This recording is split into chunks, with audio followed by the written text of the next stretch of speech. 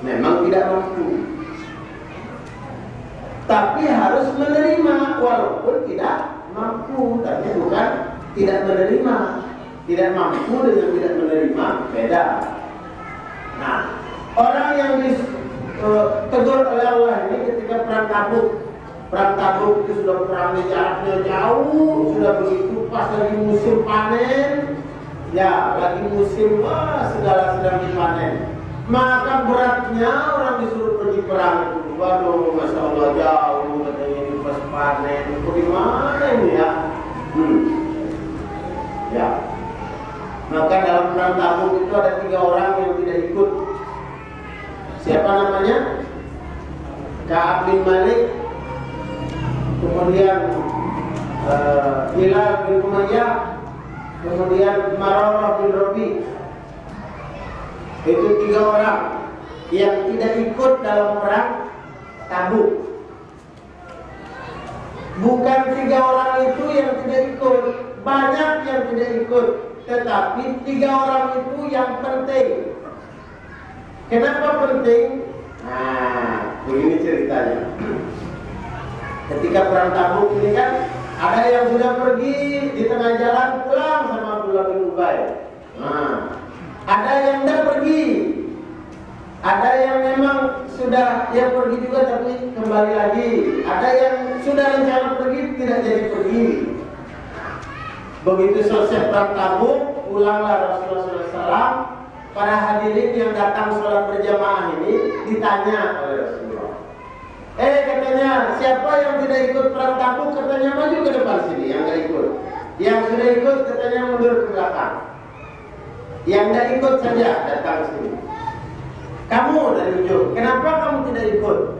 Oh iya ya Rasulullah, ibu saya sakit ya Rasulullah, saya harus menemaninya. Kalau saya tinggal bagaimana? Katanya tidak mungkin begini. Oh iya katanya baik. Nah, diterima alasannya. Kamu kenapa tidak ikut?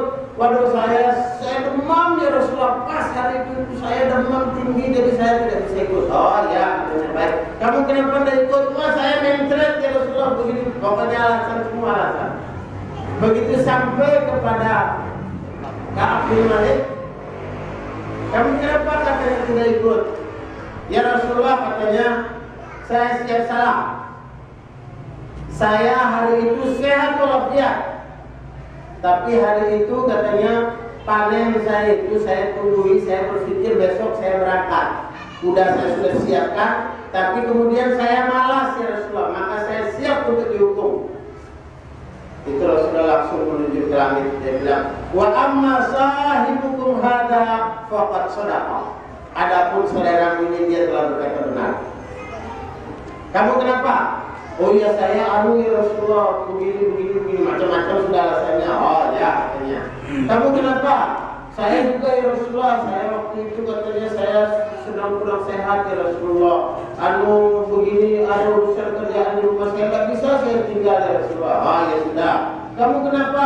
Waduh saya istri saya sendiri di rumah ya Rasulullah. Dia lagi sakit katanya, saya sendiri yang di rumah yang harus menjaga dia di sini. Oh ya sudah. Kamu kenapa?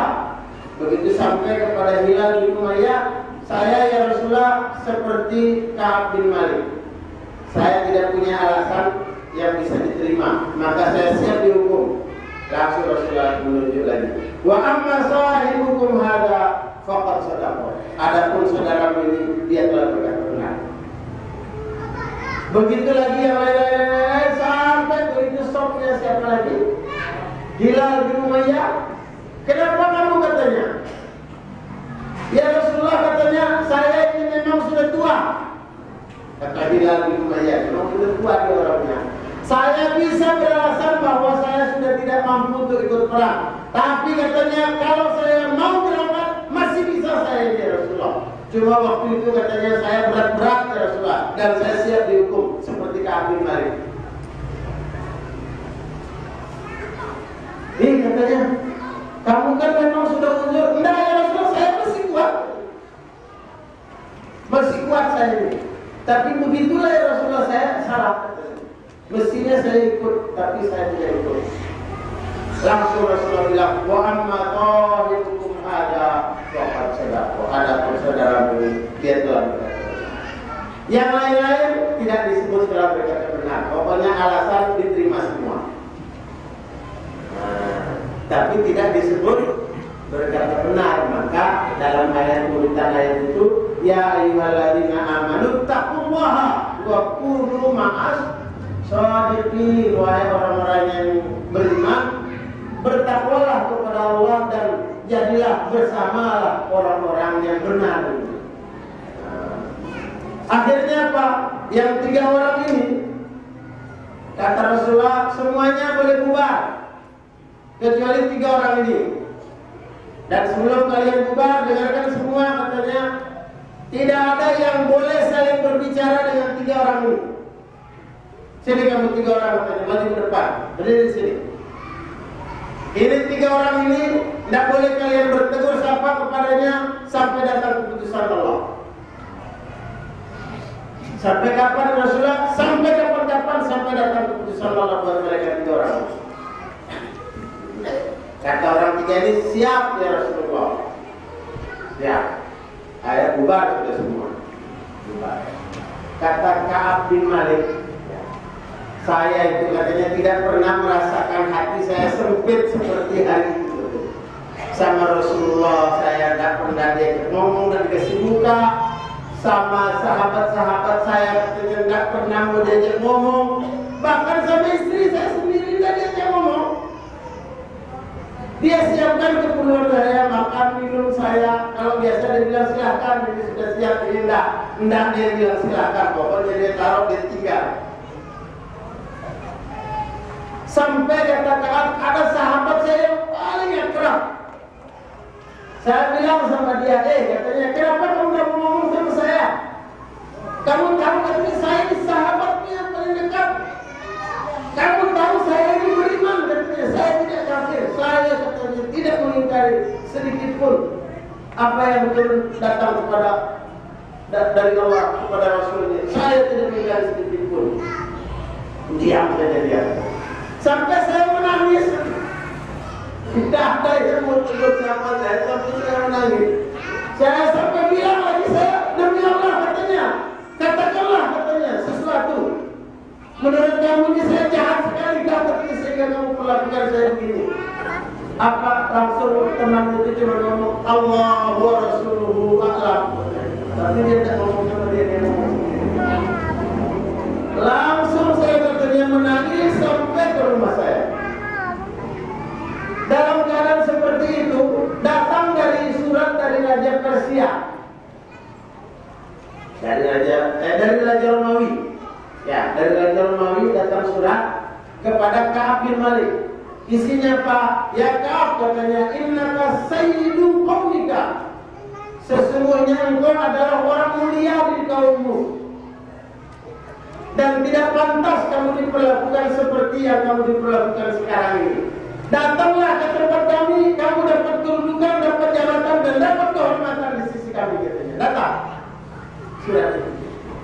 Begitu saya baca surat itu, kata Ka'ab bin Malik, saya lari sekencang-kencangnya, katanya. Saya cari tunggu tempat orang bakar roti itu. Saya cari sekencang-kencangnya. Begitu sampai di sana, saya langsung masukkan surat itu ke dalam hati.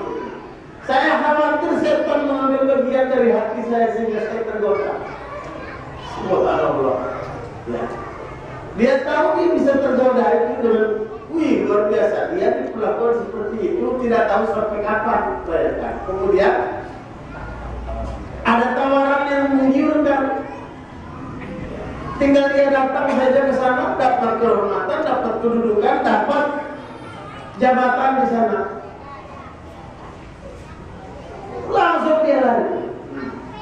Kemudian setelah selesai dia baru tarik nafas. Orang tanya, ada. Orang terheran-heran tapi tidak ada yang bertanya. Sebab apa? Tidak boleh kan bicara sama dia. Iya, ada sama orang terheran dengan apa ini orang. Begitu sudah sampai 40 hari. Ya, sampai 40 hari belum turun.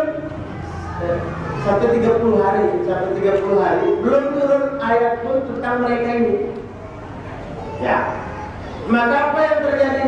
Rasulullah utus utusan kepada 3 orang, Rabi dan Bilal bin Umayyah. Apa bunyi utusan itu, dia bilang begini. Salam dari Rasulullah. Ya. Kalian katanya tidak boleh lagi bersama istri-istri kalian, supaya kalian kembalikan istri-istri kalian ke rumah orang-orang tuanya. Itu Ka'ab bin Malik bertanya. Dia bilang, apakah Rasulullah memerintahkan saya untuk menceraikan? Kalau diperintah untuk menceraikan, sekarang juga saya ceraikan, katanya. Oh tidak, katanya, tidak disuruh ceraikan, cuma disuruh pisahkan saja. Apa dia bilang? Samina wa ta'na. Dia bilang, kemasi barang-barangmu, sekarang juga saya hantarkan ke rumah orang tuamu. Subhanallah. Samina wa ta'na sudah diperlakukan. 1 bulan diperlakukan begitu itu, dan tiba-tiba istrinya pun disuruh pisahkan. Coba, bayangkan. Adapun Hilal bin Umayyah, Hilal bin Umayyah ini sudah tua.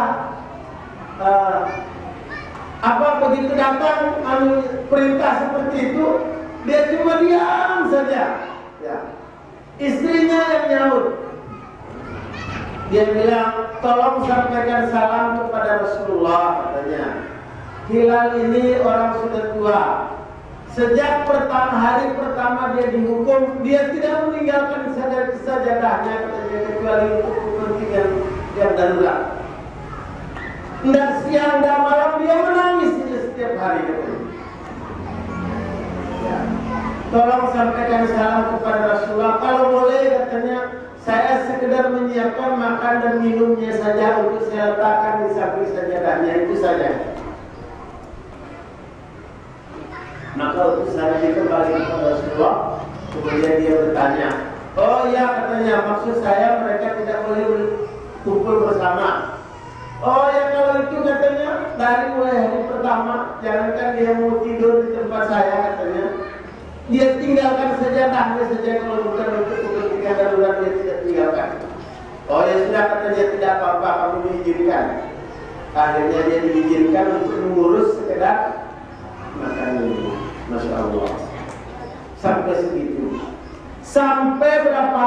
40 hari. Begitu sudah hari yang ke-40 baru turunlah ayat wa 'alal thalathati alladziina khulifu. Dan ada pun 3 orang yang mereka tidak berangkat berperang itu. Hatta idza daqat 'alaihimul ardu bima rahabat, sampai ketika bumi menjadi sempit bagi mereka. Wa daqat 'alaihim anfusahum, dan sempit pula dada mereka. Maka Allah Subhanahu wa taala kemudian memberi taubat kepada mereka. Tsumma taballahu 'alaihim liyatubu. Kemudian Allah Subhanahu wa taala memberi taubat kepada mereka supaya mereka menjadi orang yang bertobat. Begitu diterima taubatnya mereka, ya, itu ada seorang sahabat begitu mendengar ayat itu turun, dia langsung lari ke rumahnya Ka'ab bin Malik. Yang tadi yang tidak mau tegur dia itu tidak langsung lari ke rumah Ka'ab bin Malik. Dia bilang, ya Ka'ab, katanya, engkau adalah orang yang mulia, engkau sahabatku yang mulia. Dari 7 lapis langit sana Allah telah turunkan ayat mengenai kamu, katanya. Allah sudah terima taubat kamu. Wah, itu gembiranya mereka berpelukan. Maka katanya, hari ini kamu boleh ambil lagi 1000, katanya. Jemput dia, katanya. Subhanallah. Itulah orang yang dihukum yang berat begitu saja, tetap siap sambil nawak. Karena apa? Karena tidak berangkat. Itu cuma itu saja, anunya itu, sebabnya itu. Masyaallah. Ikhwan fillah rahmatullah. Kita lanjutkan tadi perbincangan sudah perang Tabuk, ya. Dan maka Allah Subhanahu wa taala tegur, ya ayyuhalladzina amanu wa orang beriman, kenapa kamu kalau diperintah untuk perang, kenapa kalian berat-berat? Padahal perang itu adalah sesuatu yang berat. Lah sekarang kita bilang, kenapa kamu kalau diperintah sholat berat-berat? Kenapa kalau diperintah berinfak berat-berat? Kenapa kalau diperintah pengajian berat-berat? Kenapa kalau diperintah ibadah berat-berat? Kenapa berat-berat? Padahal kamu sendiri yang memilih untuk beriman, dan konsekuensi keimanan itu adalah harus taat kepada aturan Allah. Dan kalau kamu tidak taat, jangan harap dapat bonus.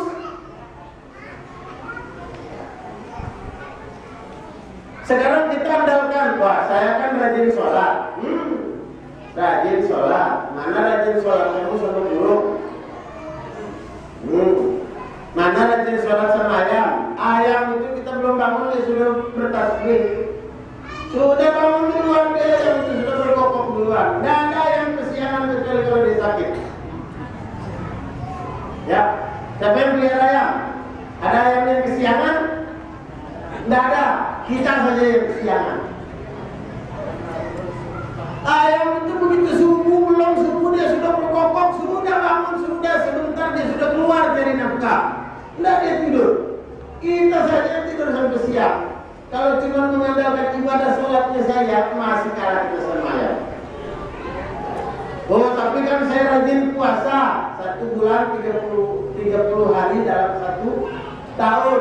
Ayam itu 21 hari setiap beberapa bulan dia puasa mengurangi telurnya. Ya, 1 tahun berkali-kali.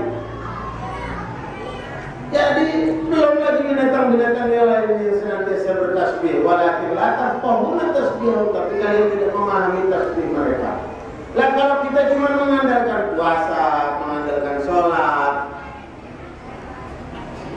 mengandalkan apa-apa ibadah-ibadah yang terjual sehari-hari, itu Allah sudah balas dengan memberi kenikmatan sehari-hari itu.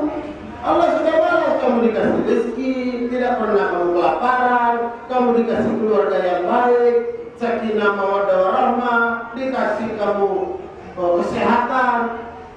Bayangkan banyak nikmat Allah itu, cuma dibayar dengan sholat 5 waktu, tidak seberapa. Nah, sekarang yang kita harapkan itu bonus dari Allah di surga itu. Di akhirat itu kita dapat bonus itu yang kita kejar-kejar, surga itu. Kalau cuma dunia yang kita kejar, langkah ruginya kita cuma dapat dunia saja. Araditum bil hayati dunya minal akhirat. Apa kamu ridho dunia ini dari akhirat?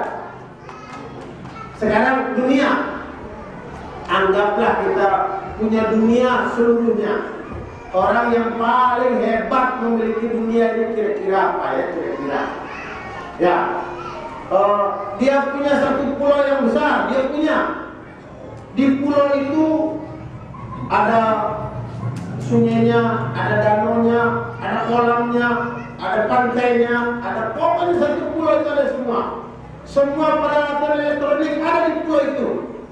Ya, dia kalau mau kemana-mana, mau apa-apa tinggal pencet tombol datang apel, anggur, semua datang pokoknya.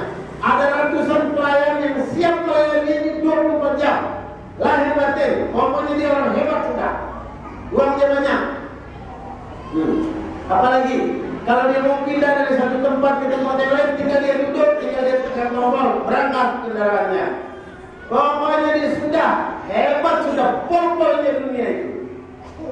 Pol yang seperti itu kata Rasulullah SAW kecil sedikit. Bandingannya apa? Nah, Rasulullah SAW bersabda, bagaimana ya Rasulullah, kata sahabat, perbandingan dunia sama akhirat kok dibilang dunia itu sedikit, itu bagaimana? Nah, kata Rasulullah, kalau kalian mau tahu perbandingannya, masukkan jari kalian itu. Rasulullah mengeluarkan telunjuknya begini, masukkan jari kalian itu ke dalam laut, celup dia, kemudian angkat. Lihat katanya berapa yang nempel di jari kalian itu. Itu sudah dunia. Akhirat itu lautnya luas, itu akhirat. Jadi pol dunia dengan semua kenikmatan yang mewah yang saya sebut tadi itu cuma segitu dulu. Apalagi kalau cuma seperti yang kita ini, mungkin sebelum bukunya baru tenggelam di laut itu.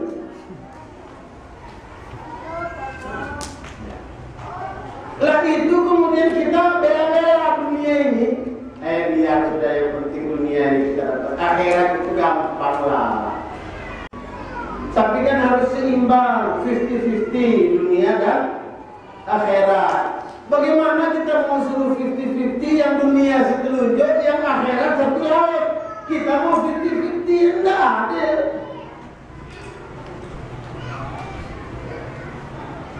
Yang dunia setelunjuk cuma beberapa tahun, di akhirat yang kita tahu kalau miliaran tahunnya. Kita pilih yang setelunjuk ini, kan udah lucu. Mestinya kita buang semua dunia itu untuk dapat akhirat, tapi Allah tidak suruh begitu. Cuma disuruh kalau berinfak, ya infaklah 10% lah, 20% lah, 30% banyak, sudah kata Rasulullah. Nah, betul sekatir, sepertiga itu 30% banyak, kata Rasulullah. Ya 10% kah, 20%. Nah, kalau kamu berzakat, keluarkan zakatmu 5%, ya 5%, 10%, 20% itu ukuran zakat. Tidak ada yang lebih dari itu lagi. Ya, 1 kali 1 tahun kamu berkorban bagi yang mampu. Bagaimana? Orang yang tidak berkorban itu kata Rasulullah, Pak, tidak usah dekat-dekat tempat sholat Idul Adha kami. Man lam yudhi maka lahu sa'atun lam yudhi. Siapa yang punya keluasan harta tidak berkorban, tidak usah datang sholat Idul Adha, diam saja di rumah. Artinya tidak usah ikut gembira bersama-sama yang lain-lain yang merayakan kegembiraan itu. Dia diam sudah di rumah. Karena apa? Karena dia mampu, tetapi hatinya tidak lapang untuk berkorban. Yang lucu lagi, datang pergi sholat Idul Adha pakai mobil mewah, tapi tidak ada korbannya. Itu lucu. Ya, apa kata malaikat dunia ini? Katanya Allah.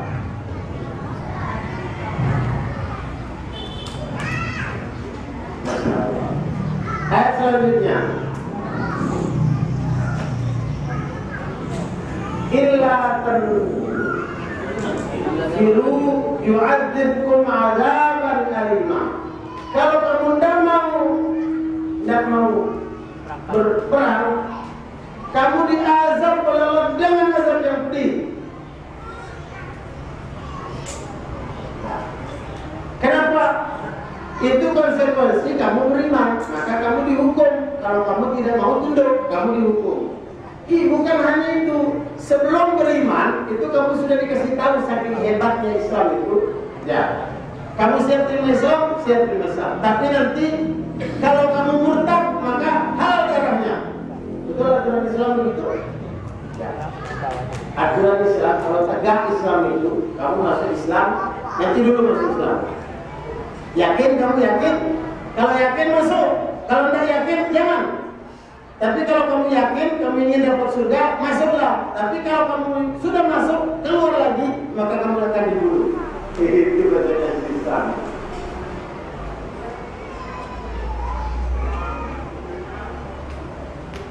Ya.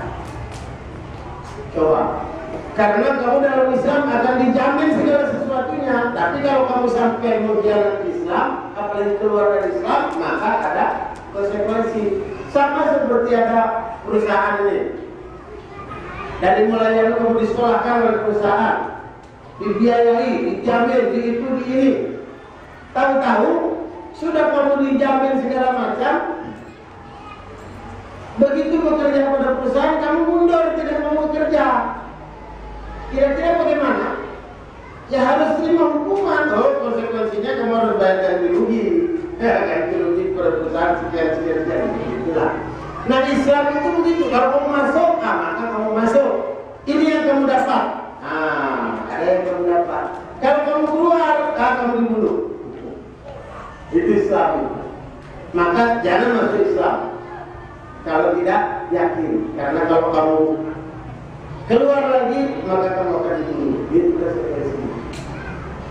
Tapi ini bukan keluar dari Islam, cuma tidak mau tunduk sama Islam. Maka Allah bilang, kalau kamu tidak mau tunduk, Allah perintah perang kamu tidak mau perang, maka Allah akan azab kamu. Di dunia pun di akhirat diazab kamu. Bagaimana cara Allah mengazab? Macam-macam. Setiap pribadi itu diazab oleh Allah kalau tidak mau tunduk. Maka setiap pribadi kita akan menerima azab Allah kalau dia tidak tunduk pada aturan Islam. dia terima azabnya. Ditempelinglah sama Allah. Macam-macam ya cara Allah mengazab dia. Ada saja cara Allah mengazab.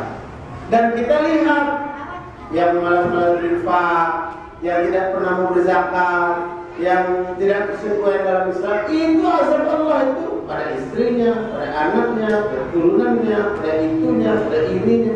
Azab Allah itu ada di dunia ini kelihatan. Ya. Baru beberapa waktu yang lalu Khalifah cerita di Lampung sana. Ini ibu-ibu dengar. Ada seorang ibu sudah bergabung, dia sudah ikut pengajian rajin. Tiba-tiba dapat konslet dengan seorang warga yang lain, konslet. Ya, namanya ibu macam-macam lah, ada konslet sedikit. Ya, ini. Terus dia bilang, katanya sudah. Saya mulai hari ini tidak mau lagi pengajian. Apa pengajian? Mending saya urus anak saya saja. Dia punya ada anak, masuk kuliah, baru masuk kuliah. Ya, mending saya urus anak saya saja katanya. Enggak mau lagi pengajian. Enggak mau lagi. Ini Basir tahu terus. Terus baru beberapa hari dari dia ngomong begitu itu, tiba-tiba anaknya yang baru kuliah ini tahu-tahu lumpuh. Akhirnya betul-betul sama Allah itu omongannya itu dicatat sama malaikat. Jadi habis waktunya urus anaknya, jadi sampai tidak bisa apa-apain. Suaminya tidak bisa ngurus anaknya karena harus bekerja. Saudara-saudaranya yang tidak bisa juga, keluarganya tidak, harus dia sendiri yang kuat-kuatan ngurus anaknya. Sama Allah betul-betul ngurus anaknya. Coba. Makanya hati-hati ngomong itu. Karena Allah itu yu'adzibkum adzaban alima. Kalau kamu tidak konsekuen, tidak tunduk, kamu akan diazab oleh Allah dengan caranya Allah, dan kamu akan lihat azab Allah. Maka hati-hati. Sudah begitu apa? Wa yastabdil qauman ghairakum. Allah ganti kaum yang selain kamu. Allah ganti sama orang lain kamu itu kalau kamu tidak konsekuen itu. Ya. Seperti itu. Satu ayat lagi terakhir. Illa tansuru faqad nasarakumullah. Ini ayat tentang Abu Bakar As-Siddiq. Ya. Rasulullah itu di Mekah itu menyuarakan Islam. Orang-orang Mekah tidak mau menerimanya. Kata Allah, kalau kalian tidak mau, Allah yang tolong. Sama Abu Bakar, dia keluar sama Abu Bakar. Kalau kalian tidak mau tolong, ada Abu Bakar yang tolong dia. Ada Allah yang tolong. Maka Abu Bakar Siddiq itu dia menjadi teman Rasulullah dalam berhijrah. Ya, seperti itu. Ceritanya panjang lagi Abu Bakar Siddiq itu. Kayaknya waktu kita ini sudah tidak memadai lagi, kita selesaikan. Insyaallah. Insyaallah kita akan sampaikan pada kiranya taklim kita pada hari ini kita cukupkan dulu. Kurangnya mohon maaf. Terima kasih atas kehadiran semua. Mudah-mudahan kita semua yang hadir dalam taklim ini mendapat rahmat, dapat dari Rasulullah SAW, rahmat dari Allah, kemudian ditemani oleh malaikat-malaikatnya, dan semua yang hadir di sini mudah-mudahan yang sendiri dosa-dosanya. Wassalamualaikum warahmatullahi wabarakatuh. Cuma ada berbeda versi atau berbeda cara penyampaian, maka kita sampaikan agar lebih terkait dengan pemikiran kita. Bukan berarti dapat berhenti tidak perlu pengajian, itu salah, karena dapat berhentinya juga ya di tempat pengajian. Baiklah jemaah sekalian, kepada panitia juga ada kesempatan untuk mempersiapkan snack atau konsumsi yang ada, dan kepada kita semua agar menjaga kebersihan masjid. Jangan sampai kita tinggalkan masjid kotor hanya karena sampah makanan atau sampah snack yang kita tinggalkan. Harapannya mudah-mudahan malah lebih bersih. Fitra masuk ya teman-teman. Ini dulu ini bagian tarbiyah ta'lim di Pulau ya, di Pulau sana, tapi asalnya dari Bengkulu. Di bawah bodohnya di sana. Bismillahirrahmanirrahim. Assalamualaikum warahmatullahi wabarakatuh. kami ingin mendapatkan penjelasan dari Allah tentang penafsiran ayat surat An-Nisa ayat 60. Di sana disebutkan alam tara ilal ladzina yaquluna annahum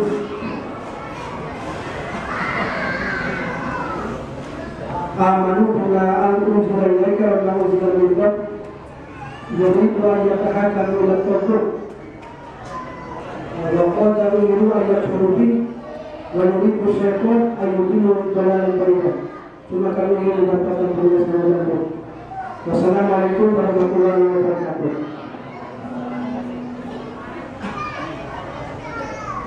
Ya.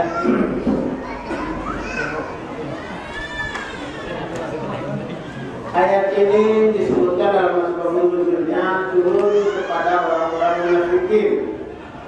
Ya, ayat ini turun di Madinah, tidak turun di Mekah. Tapi yang dimaksud adalah orang munafikin yang di Mekah, yang masuk Islamnya hanya berpura-pura.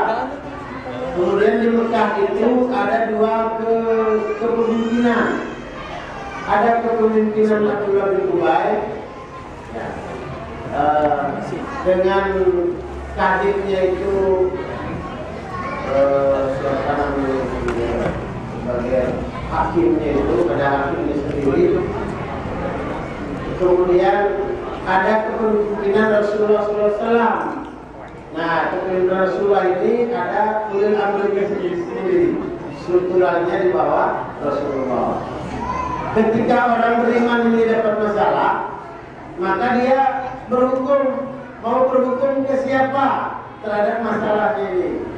Mau berhukum kepada kahin ini, kepada tukang sihir ini yang di bawah Abdullah bin Ubay ini, atau mau berhukum kepada Rasulullah? Nah, maka dia kemudian memilih berhukum kepada tukang sihir ini karena memang begitulah kebiasaan mereka waktu jahiliyah. Kalau ada perselisihan masalah tanah, masalah tetangga, masalah apa, dia ngambil hukumnya kepada tukang sihir ini. Nah, yang dibawa strukturalnya Abdullah bin Ubay. Maka turunlah ayat ini. Katanya kalian lihat ada orang, tidakkah kalian lihat itu ada orang yang dia kira dirinya sudah beriman, tapi dia masih mau berhukum kepada tukang sihir ini. Padahal sudah disuruh menjauhi tauhid itu. Ya, hukum yang selain hukum Allah sudah disuruh jauhi, tapi dia masih mau, tapi dia mengira dirinya beriman. Ya, itulah ya. Nah, ya, barangkali ringkasnya seperti itu. Kalau panjang lebarnya, ya masih terpijam lagi dengan pertanyaannya. Baik, terima kasih. Masih ada pertanyaan? Jangan silakan. Ada yang lain langsung saja dengan waktu. Ya, Ya, silakan. Waalaikumsalam warahmatullahi wabarakatuh. Tolong yang sebentar. Ya.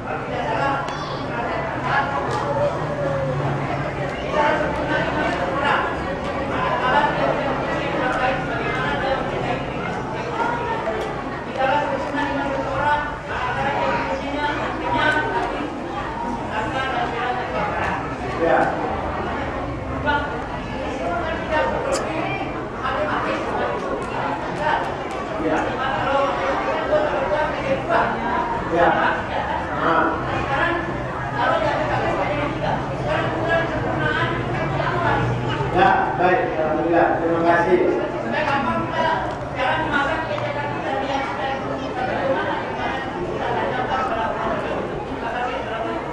Waalaikumsalam. Nah, ini pertanyaan yang bagus. kita kan bicara tentang iman. Iman itu ada yang katanya tidak beriman kamu kalau perutmu kenyang tetap kamu lapar. Tidak beriman kamu kalau tidak mencintai saudaramu seperti mencintai dirimu sendiri. Tidak beriman. Ya, dan banyak. Itu kan tidak seperti matematis. 2 kali 2 4, 2 tambah 24, itu tidak begitu. Alhamdulillah. Bagaimana itu sebenarnya? Ayat itu ada yang muhkamat, ada mutasyabihat.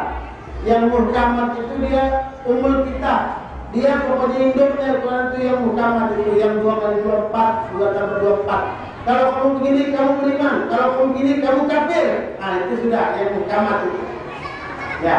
Kalau kamu sholat yang mau waktu kamu jaga, kamu beriman. Kalau kamu tidak pernah sholat, malah pergi ke gereja, kamu kafir. Itu sudah. Itu 2 kali 24, 2 tambah 24 itu.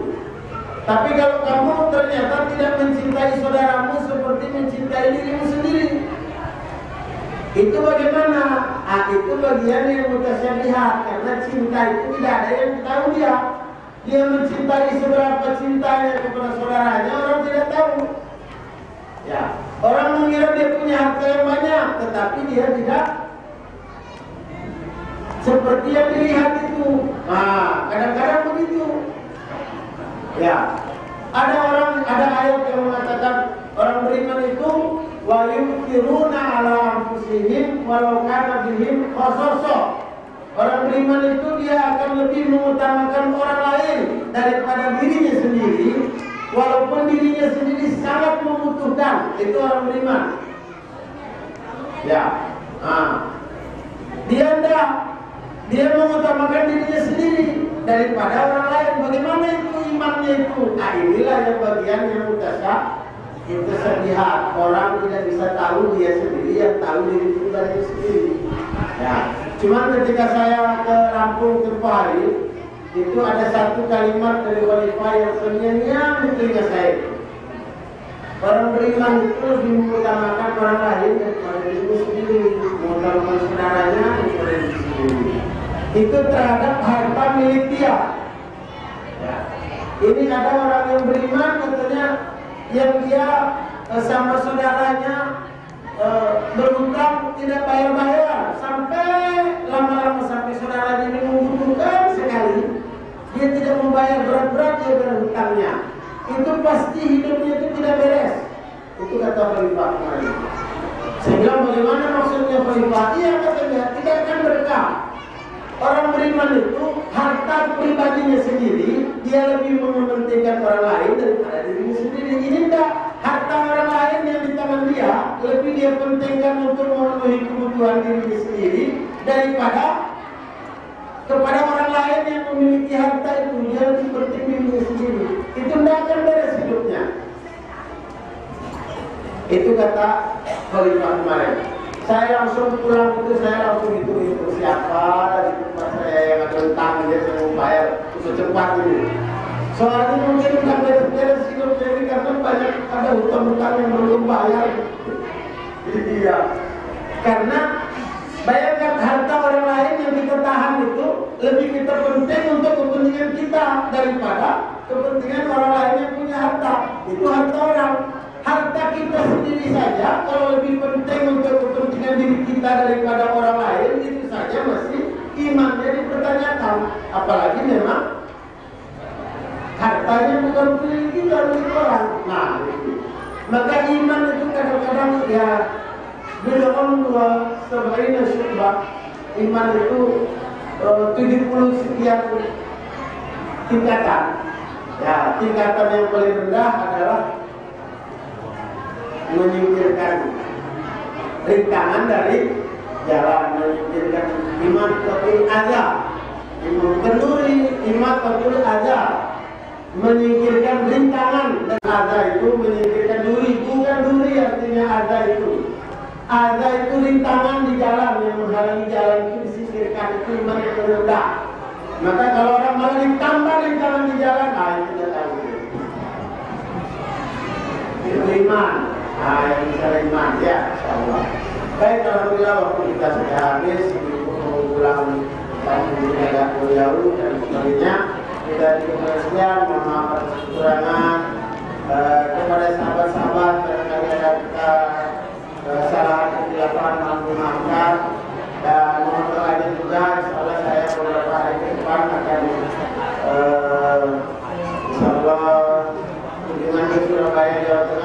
kemudian laporan ke pusat di Lampung, misalnya ke Kekhalifahan Islam pusat. Mohon doanya mudah-mudahan tetap sehat dalam perjalanan, insyaallah, dan mudah-mudahan diberkati Allah semua kita ini juga. Amin. Assalamualaikum warahmatullahi wabarakatuh.